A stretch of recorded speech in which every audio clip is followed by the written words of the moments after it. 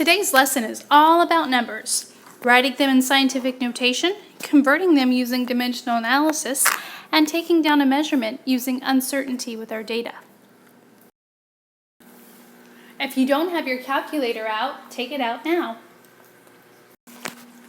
Scientists often express numbers in scientific notation and solve problems using dimensional analysis, but why? First off, writing a number in scientific notation looks like this. 2.7 times 10 to the 34th. I add this times 10 and then an exponent on the 10 to tell my reader how many places to move the decimal.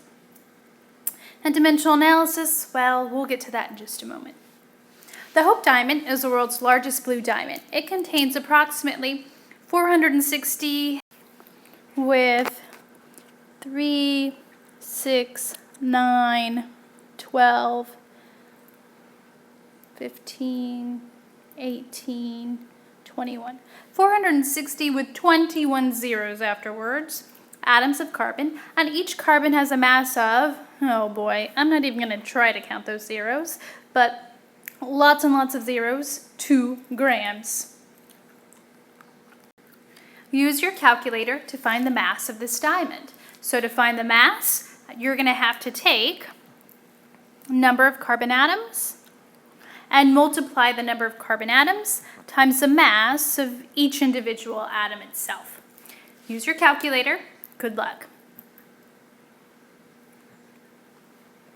Anybody get an answer? Anybody get an error message on their calculator? The two problems I see here are that one, it's very easy to make a mistake putting in that many zeros, and two, your calculator won't even accept that many zeros after or before a number that's that big or that small. Scientific notation to the rescue.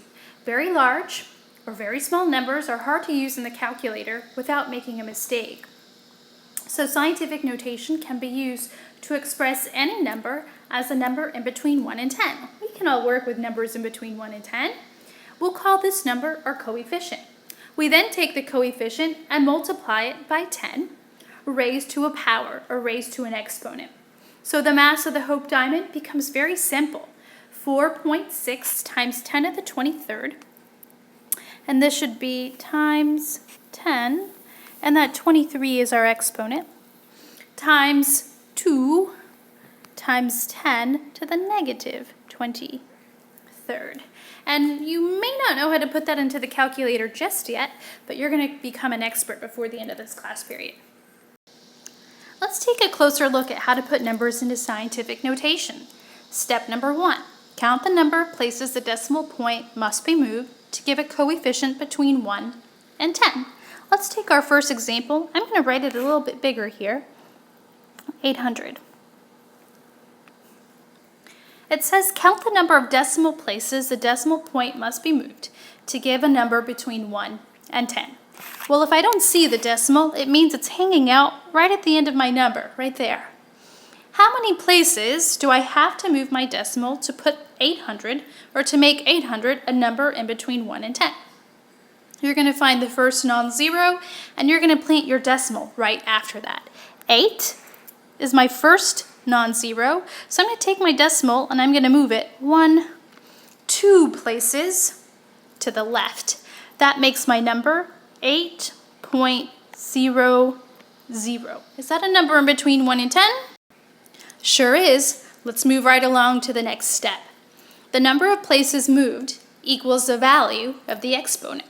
Well, my decimal was originally sitting here at the end of my number, and I moved it 2 places. I moved it 2 places to the left. The number of places moved is equal to the exponent we put on 10. So let's rewrite our number. 8.00 times 10.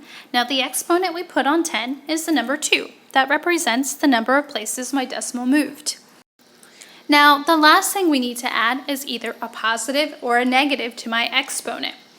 The exponent is positive when the decimal moves to the left. that means I had a number larger than 1 or a big number to start. And that exponent is negative when the decimal moves to the right, meaning that number was really small to begin with. So because I have the number 800, it's a number bigger than 1, it's big, my exponent is going to be positive. So I'm going to leave my answer as is, 8 times 10 to the second power. Let's look at the second example. We're going to put our decimal after the first non-zero to make it a coefficient in between 1 and 10. The first non-zero is a 3. I'm going to put my decimal here. Now, next step, I have to count the number of places my decimal moved. My decimal originally started here. Our decimal moves 1, 2, 3, 4, 5 places to the right. So let's rewrite our number.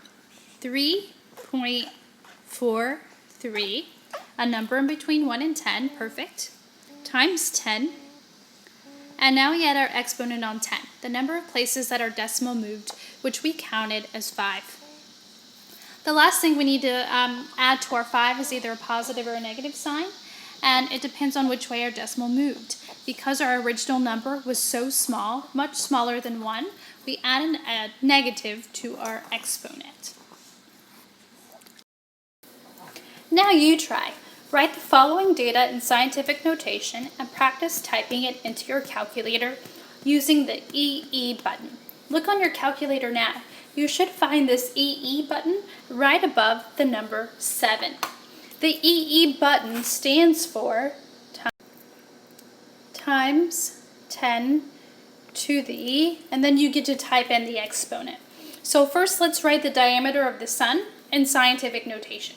I'll give you a moment and let you do it on your own.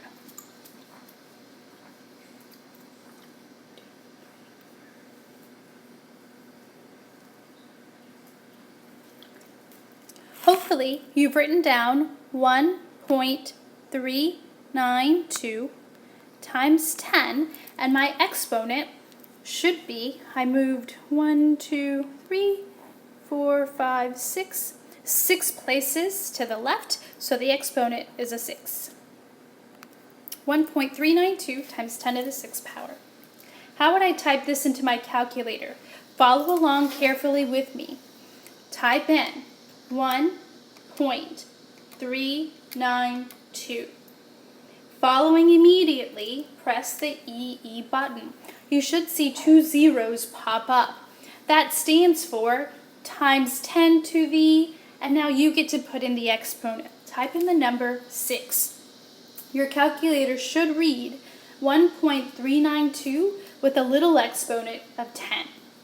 The number one mistake I see when putting numbers into scientific notation on the calculator is that students like to type the times 10 portion of the number. But this has already been done when you push the EE button. Never, never, never, ever, ever, ever press times 10 on your calculator. That EE button does the process for you. Example B. The density of the sun's lower atmosphere is 0.00000028 grams per centimeter cubed. Step number 1, write the number in scientific notation. I'll give you a moment.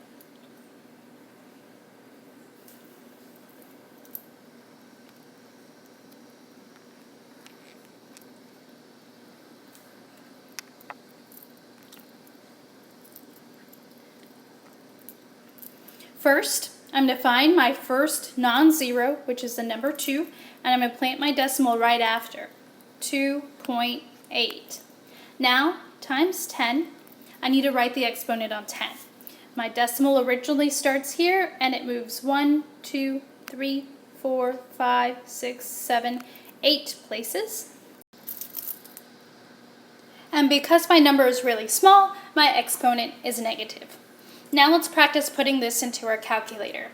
I want you to type in exactly 2.8 EE8, and then I want you to hit that plus or minus button that's right next to the equal sign on your calculator. Your calculator should now read 2.8 negative 0.8 on the top. If it doesn't, start over, try again. Now, although it doesn't exactly match what you see up here, what you've written down, your calculator understands that number to be 2.8 times 10 to the negative 8. Please, please, I'm going to remind you again, do not type in the times or the 10 on your calculator. You're going to get the wrong answer. So again, 2.8, 8, and then tap the plus or minus sign to change that exponent into a negative number, and you're ready to roll. Let's see if we can go in reverse. Can you express the following quantities in regular or ordinary notation along with the appropriate unit? Let me zoom in just so it makes it a little bit easier for me to write. And this is 3.60 times 10 to the 5th, not times 105. So let me rewrite that as 10 to the 5th. So that exponent of 5 tells me the number of places that I have to move my decimal. Because the 5 is positive, I know that my original number was really big. So which direction should I move my decimal? To the left or to the right? Most definitely, we need to move our decimal to the right. So if I started out with 3.60, I need to move my decimal 5 places to the right to make my number big again. 1, 2, 3, 4, 5. Now remember those little cup holders, we're going to fill them in with zeros. And now I have my number back in ordinary or regular notation. 5.4 times 10 to the negative 5th, so that's an exponent of negative 5. I'm going to move my decimal 5 places, but this time because of this negative that I see here, that means my number was originally really small. So I'm going to move my decimal to the left in order to make my original number small again. So let's take that 5.4 and let's move the decimal 5 places to the left. 1, 2, 3, 4, 5. Plant my new decimal and fill in those cup holders with zeros. And we are finished. Our new number is 0.1234454 grams per centimeter cubed. And we forgot our unit up here, and S for seconds. Number 1 question.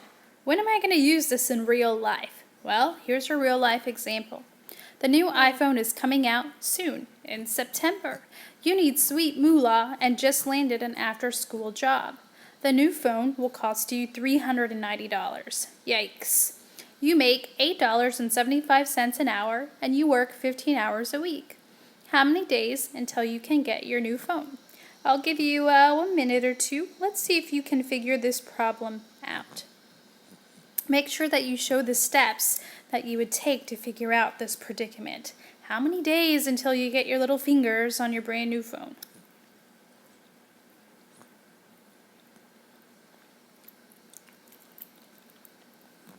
Raise your hand as soon as you have the answer.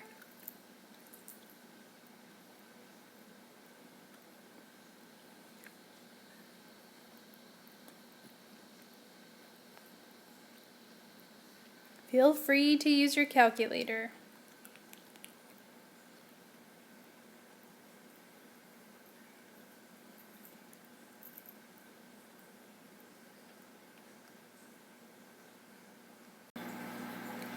Did you get 21 days?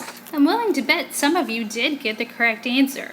I'm also willing to bet that your papers look something like this.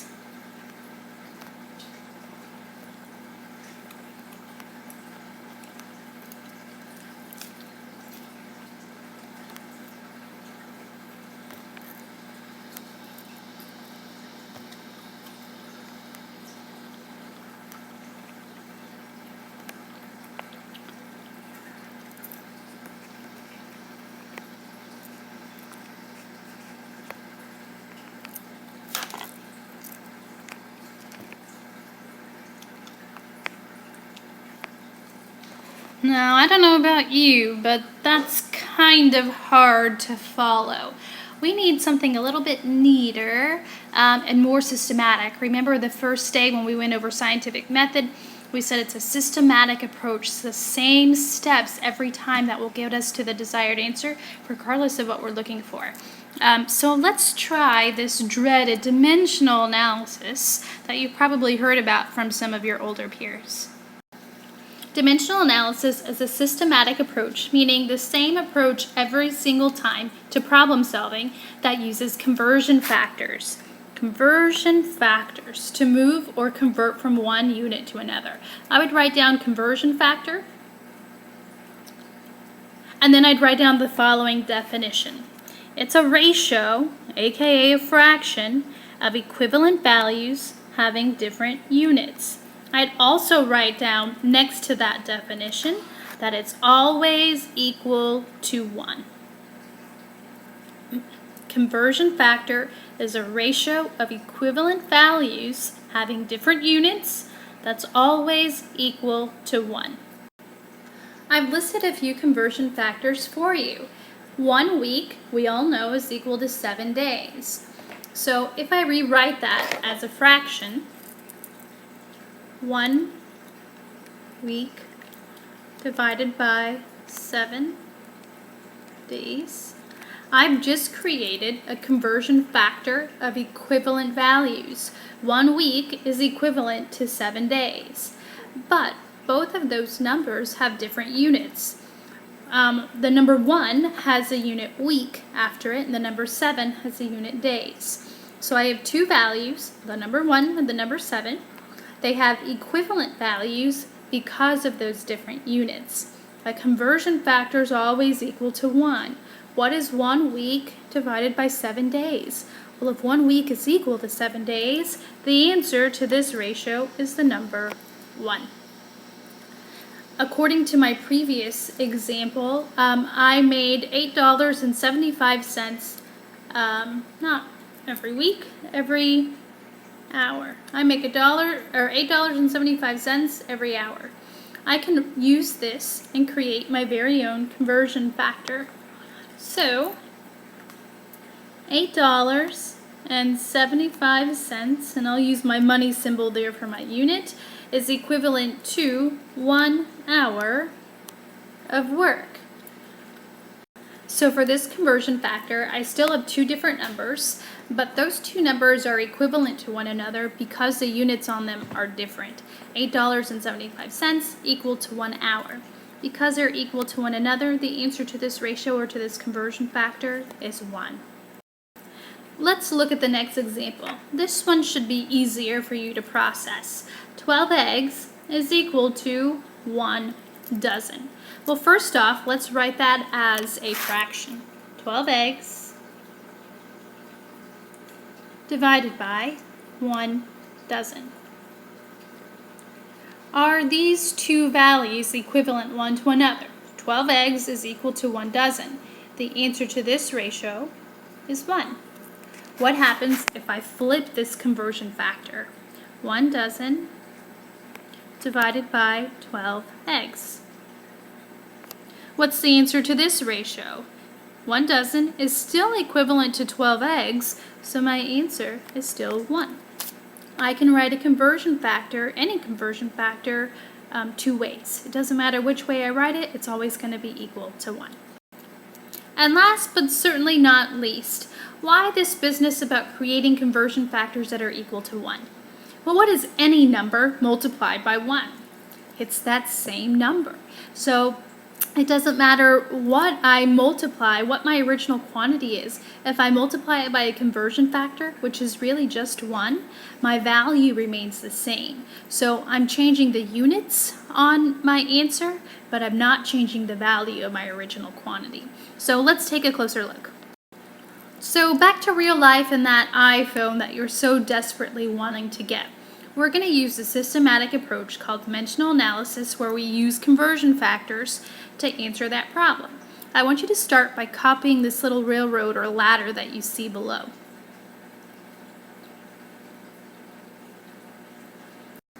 So what in the world does this little railroad mean? What does it stand for? Well, let's consider what we do in math class with our fractions. We'll take a number like, say, 10, and if I multiply it by a fraction, let's say 2 over 5, and we multiply that by another fraction, let's say 3 over 7. What we're going to do to answer this problem in your math class, we're going to multiply 10 times 2 times 3, and we're going to divide by everything we see at the bottom, 5 times 7. So if I rewrite it, that's 10 times 2 times 3 divided by 5 times 7. So how would that look in chemistry class?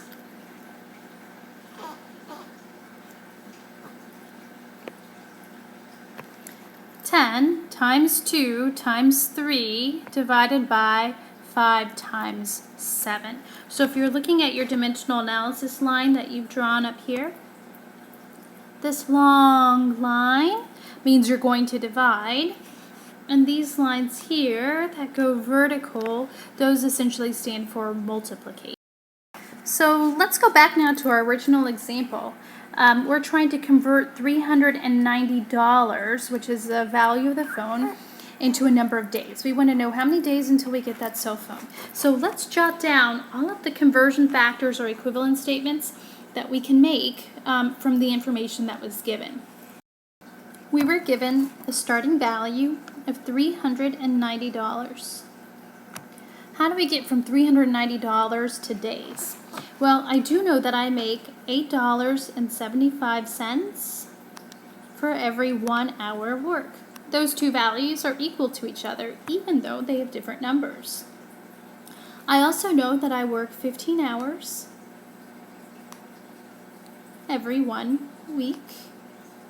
And the final conversion statement that I'm going to make, because I have to convert my dollars into days, and I'm not to days yet, I'm going to convert weeks to days. And you can fill in your numbers there. 1 week is equivalent to 7 days. Now remember, I can write these equivalent statements as fractions, and it doesn't matter which number I put on top and which number I put on the bottom. They're always equal to 1.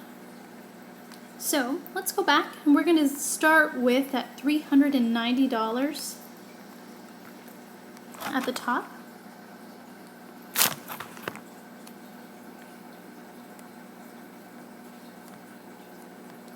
And we're going to use these conversion statements here at the bottom to get to our final answer. Now again, in math class, we're going to go to math class quite a bit for this lesson. If I have the same number on the top as I do on the bottom, what happens to those numbers? Hopefully you say they cancel. 7 divided by 7 is 1. So we're going to do the same thing but with units. If I have a money symbol on the top divided by money symbol, guess what happens to that symbol or that unit? It cancels. Well, dimensional analysis is nothing more than a puzzle or a game to get rid of the units that you have in order to get the desired unit, which is days in this case. So if I have this money symbol on top, your first unit, every single dimensional analysis problem that you have, is to copy and paste that unit here. The next step is to look at your equivalent statements and try to find a conversion factor that has that same unit in it. I see this conversion statement, $8.75 is equal to 1 hour, contains that money symbol that I need. So I'm going to put the number that has the money symbol there. And remember, I need this ratio to be equal to 1, so I'm going to put this 1 hour right above it. 1 hour divided by $8.75 is equal to 1. Essentially, all we've done is multiply 390 times 1, except for that 1 looks like a fraction, and that fraction is 1 over 8.75. Next step, we still don't have days. Remember, we're trying to convert dollars into days. I am going to show you how my units cancel. So my money signs cancel, and the unit I have left over is the hour. I need to get rid of the hour, so we're going to do the same thing. We're going to take that unit hour and we're going to copy and paste it down below. Check your equivalent statements and create a conversion factor with one of the equivalent statements that has the hour unit in it. And it's the very next equivalent statement, 15 hours is equal to 1 week of work. So let's fill in our numbers. 15 hours is equal to 1 week of work. So now what we've done is we've multiplied 390 times 1 2 times, because 1 hour over $8.75 is a fraction equal to 1, and 1 week divided by 15 hours is a fraction equal to 1. So we've just multiplied it by 1 twice. And in the process, we are eliminating those units that we don't want. We're almost there. I have weeks at the top, and that's not the unit that I need. I need days. So I'm going to copy and paste this unit down below. That's always your next step. It's your guide. It tells you where to go next.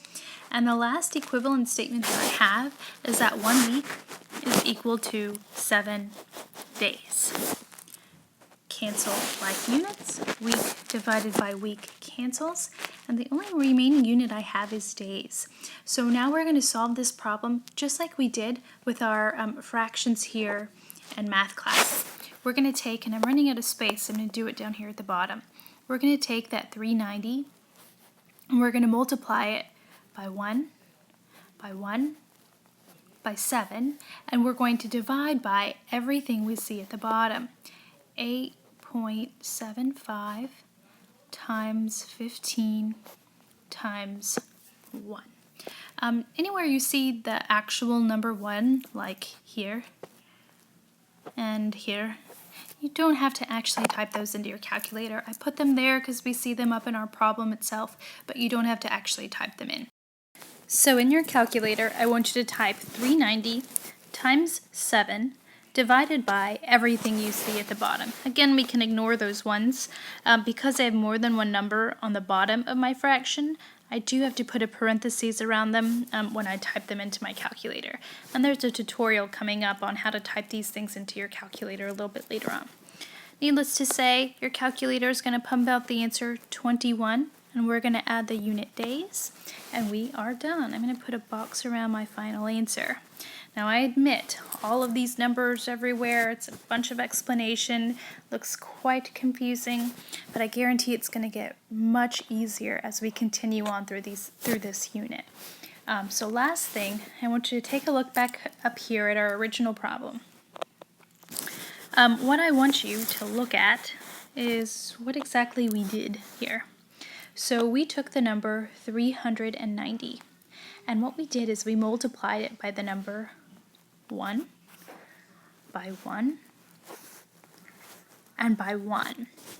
So essentially, we didn't change the value of our answer. It's still $390. Now it's just in a different unit. If I multiply it by 1 3 times, I still get the same value. Now, my number has changed. 21 isn't equal to 390, but because the unit on those numbers are different, they are still equal. $390 is equal to 21 days. Earlier this week, I had you underline or write down 3 important prefixes. They were kilo, centi, and milli. I'm just putting the symbol for each one. I also had you write down a number next to each one of those. Kilo was 1,000, centi was 100, and milli was also 1,000. In exponent notation, 1,000 is 10 cubed, 100 is 10 squared. So if you'll notice our conversion factors over here, I've used meters in 2 of them and liters in the last example. So this here should be a squared, and this is a cubed, and that's a cubed. When you're writing your conversion statements using these prefixes, here's a useful tip, and this will work every time. When you're writing conversion factors using prefixes, the smaller unit will always get the exponent. So you're always going to write a conversion factor as, we'll use grams in this one since I didn't use it in the example above. If I want to convert grams to centigrams, we're going to use the number 1 and then one of these numbers here. So out of gram and centigram, which one of those two is smaller? And the correct answer is centigrams. Remember, the further to the right it is on that prefix scale, the smaller it is. So this says that the smaller unit always gets the exponent. Well, I know that centi means 100. So 1 gram must be equal to 100 or 10 squared centigrams. Now let's do the same thing, but with kilo. We want to convert kilograms to grams. Out of my two units, kilogram and gram, which one is smaller? The correct answer is G for grams. Grams are much smaller than kilograms. So gram will get my prefix. What prefix do we use? Well, we said that kilo meant 1,000. So 1 kilogram is equal to 10 cubed or 1,000 grams. So again, the smaller unit always gets the exponent. If you can remember these three up here and what they stand for, kilo 1,000, centi 100, milli 1,000, you should be in good shape. I know you practiced converting seconds to milliseconds and grams to kilograms using that jump method earlier this week, but I also want you to be proficient at it using conversion factors. Let's do the jump method very quickly from seconds to milliseconds. If I have 360, let me write my number over here, 360, my decimal is here. I want to convert seconds to milliseconds. Well, King Henry doesn't usually drink chocolate milk. If I am here at the second, because seconds are my base unit, how many steps must I jump to get to milliseconds? And that would be 1, 2, 3 jumps. So I'm going to take my decimal, 1, 2, 3 jumps. And 360 seconds is equal to 360,000 milliseconds. But I also want you to be able to do that using a conversion factor. So 360 seconds. And remember when we did dimensional analysis on that previous slide, we're going to copy and paste that unit. So I want you to take that S for seconds, and I want you to paste it here. I'm going to convert seconds to milliseconds. Notice I put the milliseconds on top because that's the unit I want to convert to. Second divided by second cancels, and millisecond is the remaining unit. So let's fill in our conversion factor. Out of second and millisecond, which one is smaller? And the correct answer is millisecond. We said milli stands for 1,000. So I'm going to put 1,000 milliseconds is equal to 1 second. Type that into your calculator.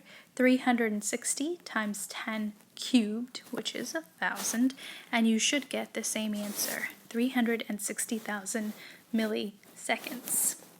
I'm going to give you a few minutes. I want you to practice setting up the second two examples that you see here, and then I'll quickly put up the answers and we'll see how well you did.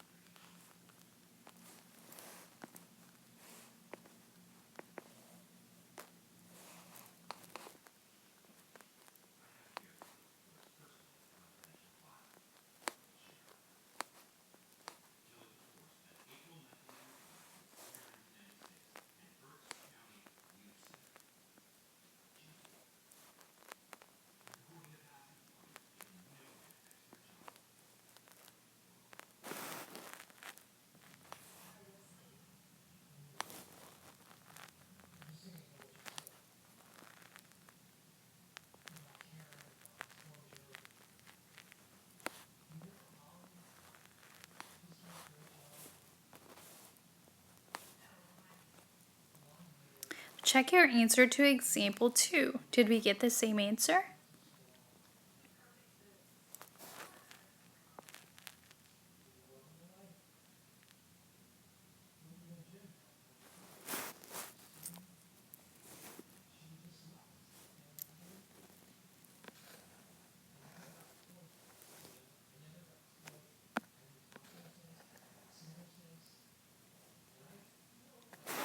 Let's try the last example. This one's a little bit more complex, and this should be 10 squared.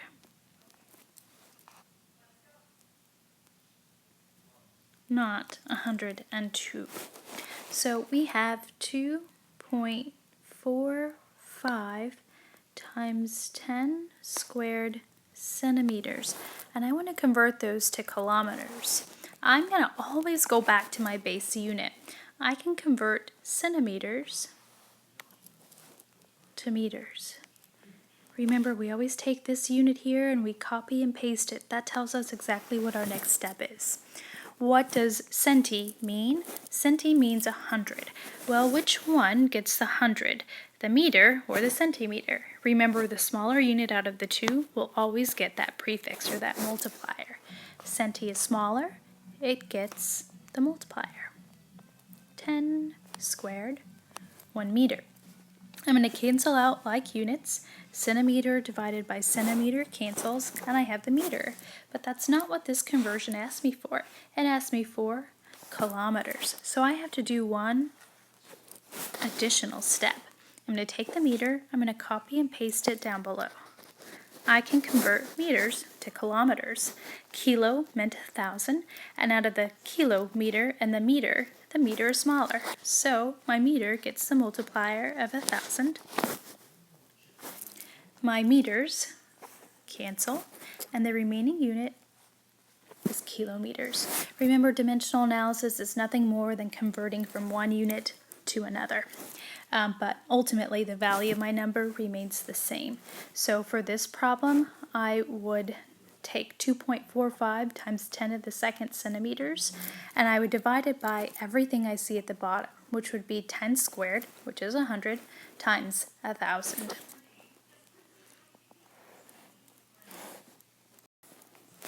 How'd you do?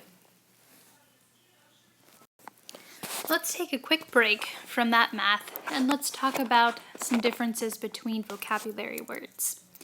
Uncertainty in data. If you're taking a teaspoon of cough medicine, is it the same every time, or does it contain some amount of error or difference every time you measure it out? If you look on the back, it will give you the amount that you should take. Do you get that same amount every single time? More than likely, the answer is no. Are you accurate? Are you precise? What's the difference between the two words, accuracy and precision? When scientists make measurements, they evaluate both the accuracy and the precision of measurements. Accuracy refers to how close a measured value is to an accepted value, also known as correctness. Did you get the right answer? If the amount of cold medicine you should be taking is 2 teaspoons, did you actually measure out 2 teaspoons?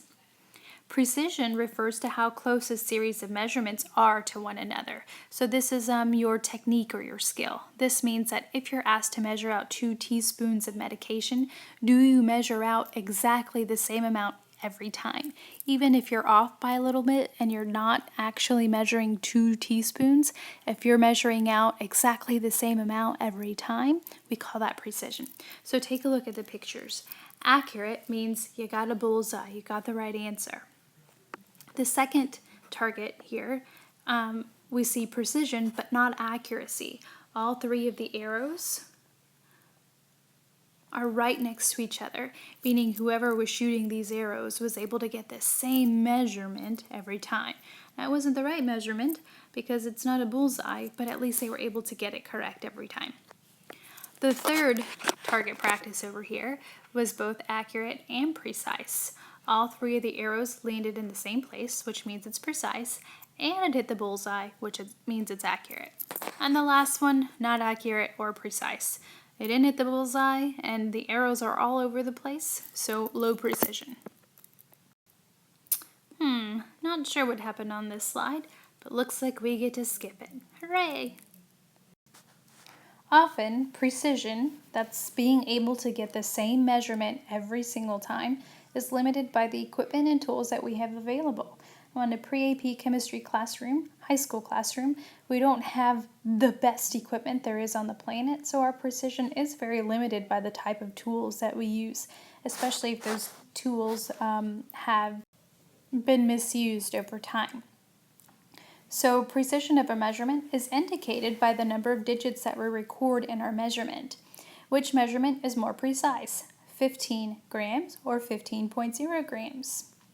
All reported digits of a measurement are called significant figures. So the more significant figures a measurement has, the more precise it is. So the number of digits in our recorded measurement, here, 2, whereas here I have 3, the number of digits indicate the precision of my measurement. They include all known digits plus one estimated digit. You saw this when we were reading the graduated cylinder. We reported all the digits that we knew and then one digit that we estimated at the end. Here in this ruler, I know with certainty that this measurement reads 5.2 centimeters. Each one of the lines on this ruler stands for 0.1. So I know with certainty that this is 5.1, 5.2 would be right on that line right there. But I see that this metal rod here goes right past that line, so my digit of uncertainty is the hundredths place. I'm going to guess that that measurement there is 0.03. So when I put this number together, it would be 5.23 centimeters. No naked numbers, always give them a unit. There are 5 rules that you must memorize for recognizing significant figures. Make sure you write them all down. Rule number 1. All non-zeros are always significant. This rule is pretty self-explanatory, but if I'm reading a measurement and the number is not a 0, it counts, it's significant. So in the measurement 412 centimeters, 412. Let's see if I can write it down here. There are 3 significant figures. All 3 numbers are non-zeros. They all count. This device is precise up to 3 digits. Rule number 2. Zeros at the beginning and end of a number are not significant. So if I were to put a 0 at the end of my original measurement here, 412, if it will let me. Guess not. What if I put zeros in front? Nope. Try again. There we go. If I put a 0 at the end of that 412 and make it 4,120, that 0 at the end of a number does not count. It is not significant. I would still only have 3 numbers of precision in my measurement. Same if I were to put zeros in front of a number. Let's say instead I had 0.412 centimeters. Zeros in front of a number are not significant. So when you start counting the number of significant figures in your measurement, always start counting with the first non-zero. So here, in this number here, the first non-zero, if I count from left to right, is the number 4. So I would start counting number of significant digits here. The 4 is significant, the 1 is significant, and the 2 is significant. There are 3 significant figures in this measurement. Same here. I'm going to start counting with the first non-zero. I have 1, 2, 3 significant digits, and this 0 at the end does not count. It is not significant. Rule number 3. Any 0 between non-zeros is significant. We call this the sandwich rule.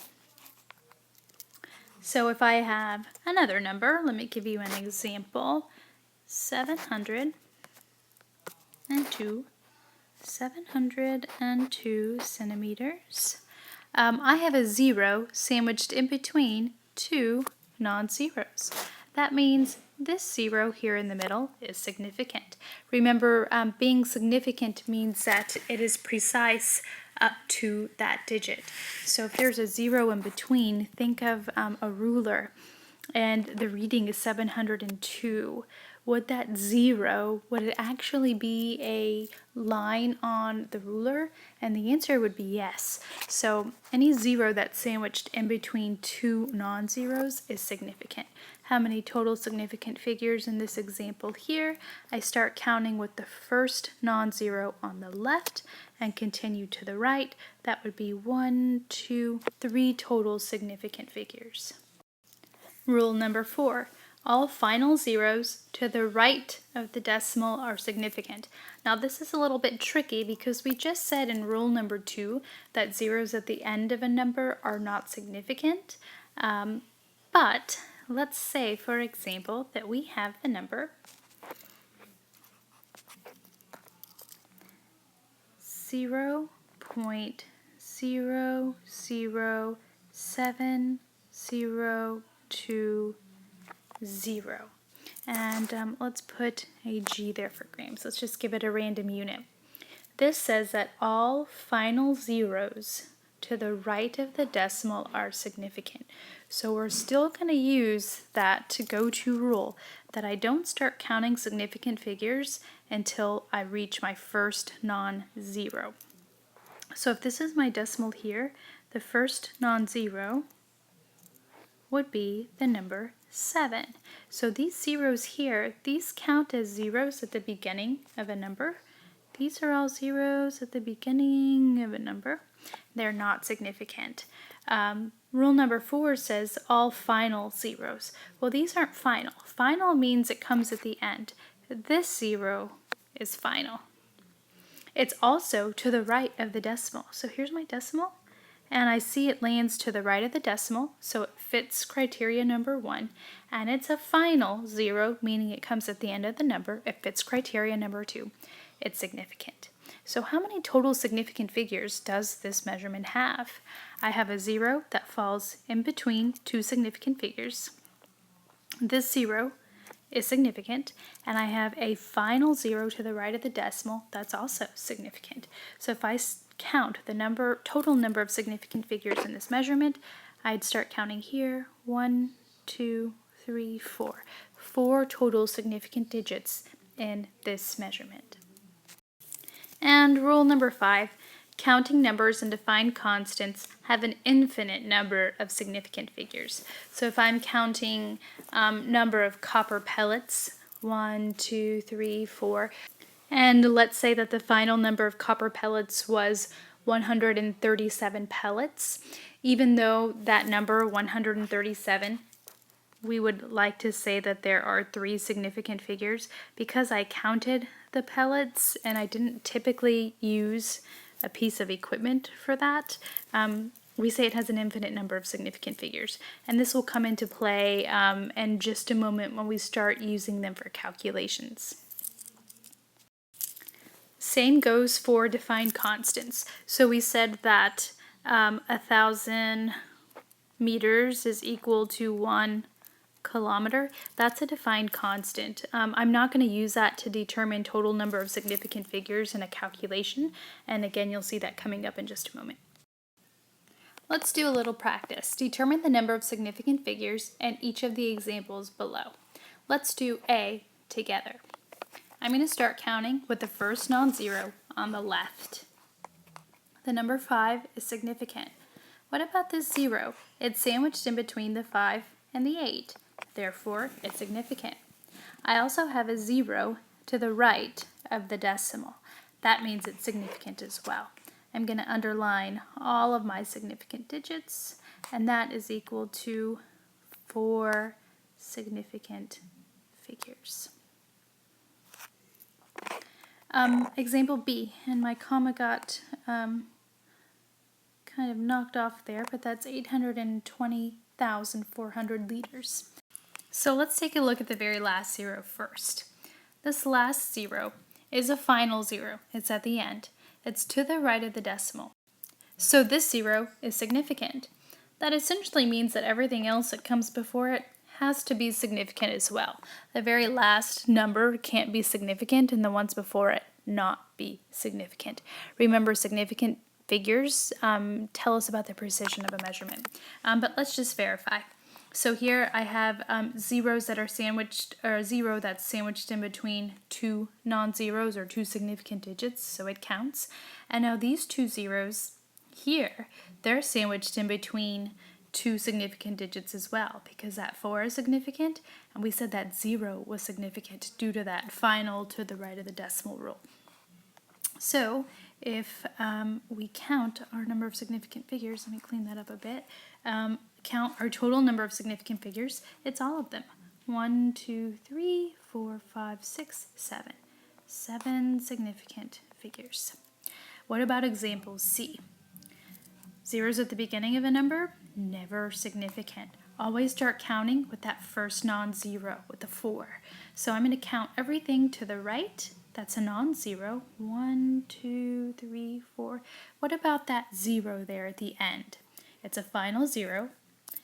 It's to the right of the decimal. It's significant.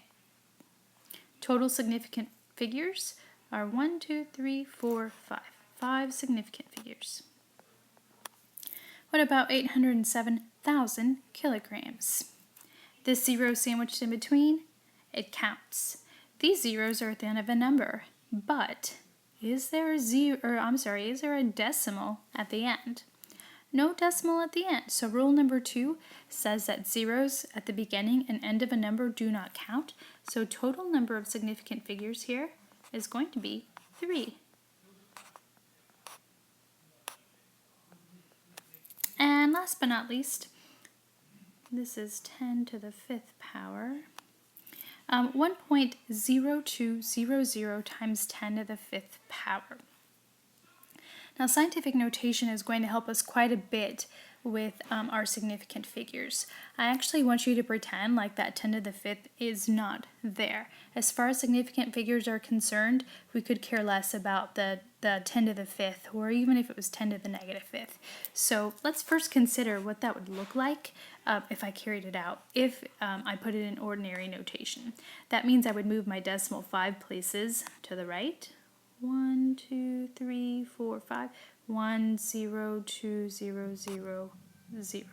I'd end up with these 3 zeros at the end of my number, and I know that zeros at the end of a number are not significant. But because I have, let me clean up here, because I'm using scientific notation, that means that some of the zeros at the end of this measurement are significant. That's why we used it to begin with. So I'm only going to look at the number itself. I have 1, 2, 3, 4, 5. I have 5 significant digits. The last 2 zeros here are significant because they're final and they're to the right of the decimal.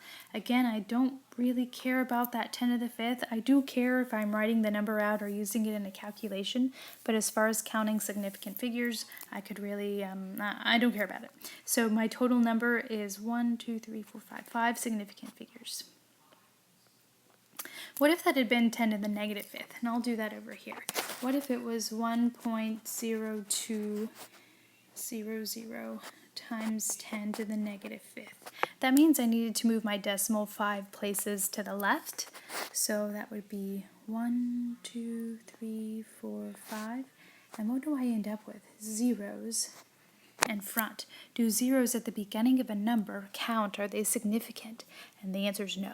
So again, if you see that scientific notation, just pretend like it's not there and only count significant digits that you see in the coefficient or the number that comes before it. Besides being able to count total number of significant figures or digits, you must also be able to round those answers to smaller numbers. So say for example, I have the measurement 2.63 centimeters.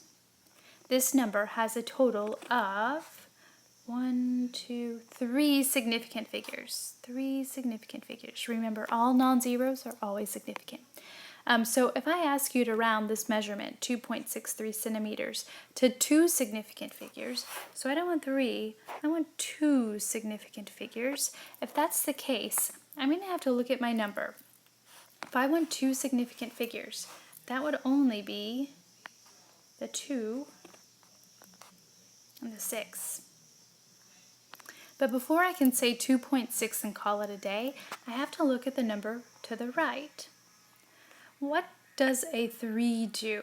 If the digit to the right is less than 5, I'm going to leave my answer as is. My final answer would be 2.6 centimeters. But if the digit to the right is 5 or greater, we're going to round up. So if my original measurement was 2.67 centimeters, and I need to round to two significant figures, 1, 2, I'm going to look at the digit to the right, which is a 7. 7 is greater than 5, so I'm going to round this 6 up to the next digit, and my final answer would be 2.7 centimeters. Now let's say that you're adding or subtracting two or more measurements. Step number 1, determine the measurement with the fewest significant figures to the right of the decimal. Let's say we're adding these three measurements. I see that measurement number 1 has two significant figures to the right of the decimal. Measurement number 2 has one significant figure to the right of the decimal, and measurement number 3 has three significant figures to the right of the decimal. So part number 1 says determine the measurement with the fewest significant figures to the right of the decimal. That would be this one here. 5.1 has one significant figure to the right of the decimal.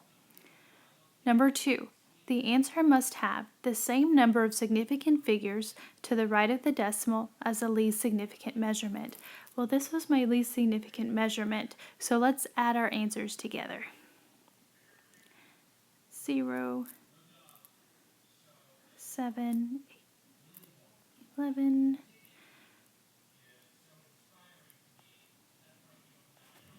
12.170. So I'm going to type these into my calculator or do my mental math and write down my answer exactly as is. But now I'm going to round my answer. I need to round my answer to have the same number of significant figures to the right of the decimal as my least significant measurement. So I only need one significant figure to the right of the decimal. Remember your rounding rules. Look to the right.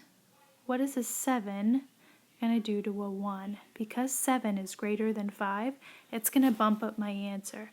So my final answer would be 12.2, don't forget your unit, grams. So one more time, when I'm adding and subtracting measurements, determine the measurement with the fewest significant figures, and here's your key, to the right of the decimal. The answer must have the same number of significant figures to the right of the decimal as this measurement, and then we follow our rounding rules. If I look to the right, less than 5, leave the number as is, 5 or greater, round. And last, when multiplying and dividing, it's going to look eerily similar to what we just did. Determine the measurement with least total significant figures. So here we're looking at the entire number as opposed to just to the right of the decimal. Calculate the answer and round to match the measurement with the least number of significant figures.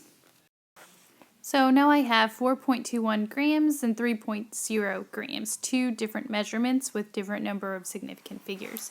If I am multiplying these two measurements, I want to count total number of significant figures. So for measurement number 1, I have 1, 2, 3 total significant figures, and in measurement number 2, I have 2 total significant figures. So I'm going to calculate my answer.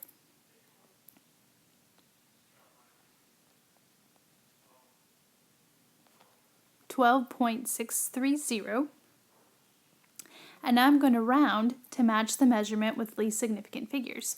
Well, this one was my winner here. It had the least amount of precision, and my answer can only be as good as my worst measurement. So that means I have to round my answer to 2 total significant figures. So I'm going to start counting with my first non-zero. 1, 2. There's my 2 significant figures. Using my rounding rules, I'm going to look to the right. I've got the number 6. What will the number 6 do to the number 2? Will it leave it as is, or will it round up? Correct answer, it will round up. My final answer, 13 grams. Box around it, make sure it has a unit, we're good to go. Well, there's a lot going on in this slide, but let's try to ignore those green boxes for now. In example number 1, 24 times 3.26. So because I am multiplying, that means I'm going to look at the total measurement as opposed to just to the right of the decimal. Measurement number 1 has 2 significant figures, and measurement number 2 has 3 significant figures. So I'm going to type this into my calculator, 24 times 3.26, and then I'm going to round my final answer.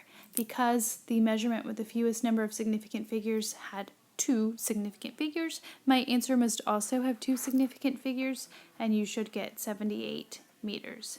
Take a moment, put it into your calculator, make sure you get the same answer. Example number 2, let's try to simplify this. 258.3 kilograms plus 257.11 kilograms plus 253, and I'm assuming this kilogram here is actually supposed to be there, just got moved around a bit. Because I'm adding, I'm only going to look to the right of the decimal. So here, in this measurement, I have 1 digit to the right of the decimal. Here, I have 2 significant digits to the right of the decimal. And in 253, there are no significant digits to the right of the decimal. So I'm going to pop these into my calculator, and I'm going to assume here that this is my answer. I got 768 kilograms. Notice that there are no digits to the right of the decimal after I round it. So let's conclude this hefty math unit with a few essential questions. Question number 1. Why do we use scientific notation to express numbers? Number 2. How is dimensional analysis used for unit conversions? Question number 3. How do accuracy and precision compare? Number 4. How can accuracy of data be described using error and percent error? That was actually our slide that was a bit messed up, so you can skip this one. And last but not least, what are the rules for significant figures, and how can they be used to express uncertainty in measured and calculated values? Be prepared for a quiz on Friday that reviews all of the concepts that you see here in these essential questions. Feel free to post any questions that you may have to Edmodo, and I'll get back to you as soon as I can. Have a great one.